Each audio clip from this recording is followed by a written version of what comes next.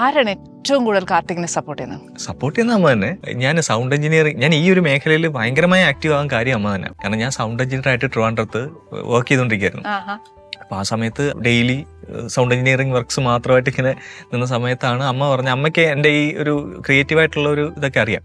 അങ്ങനെയാണ് അമ്മ പറഞ്ഞത്, നിനക്ക് അതിലേക്കൊക്കെ പോകണ്ടേ, നീ ഇതിവിടെ തന്നെ ഇരിക്കുകയാണെന്ന് പറഞ്ഞിട്ട് അന്ന് നല്ല ശമ്പളം ഉണ്ടായിരുന്ന ജോലിയാണ്. അത് രാജിവെപ്പിച്ചിട്ടാണ് ഇതിലോട്ട് ഇറക്കുന്നത്. അമ്മേ, നല്ല അമ്മയെ തൊഴുതു ഞാൻ. ഇപ്പൊ റീൽസ് ചെയ്യുമ്പോഴും ആ കണ്ടന്റിനെ കുറിച്ചും ഒക്കെ കാർത്തിക് എങ്ങനെ അത്രയും ക്രിയേറ്റീവ്? ഞാൻ ഡിഗ്രിക്ക് പഠിക്കുമ്പോൾ ഫിലിം ക്ലബിന്റെ ഇതായിട്ട് ഷോർട്ട് ഫിലിംസ് ചെയ്തായിരുന്നു.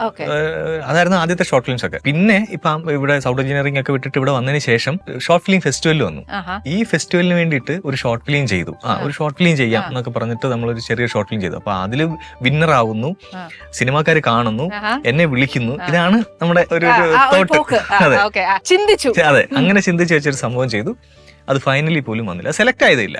അത് കണ്ട് അപ്പൊ അത് വിഷമിച്ച് ഇങ്ങനെ ഇരിക്കുന്ന സമയത്താണ് എന്റെ ഒരു സുഹൃത്ത് പ്രദീപ് എന്ന് പറഞ്ഞിട്ട്, എന്റെ ആത്മാർത്ഥ സുഹൃത്തുണ്ട്.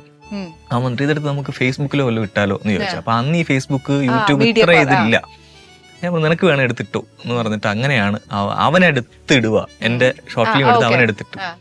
അതേതാണ്ട് ഒരു ദിവസമൊക്കെ കഴിയുമ്പോഴത്തേക്ക് ഭയങ്കര വ്യൂഷിപ്പ് ഒക്കെ വന്ന് അങ്ങനെയാണ് പിന്നെ ഇത് കൊള്ളാം സോഷ്യൽ മീഡിയയിലോട്ട് ഇറങ്ങുന്നത്.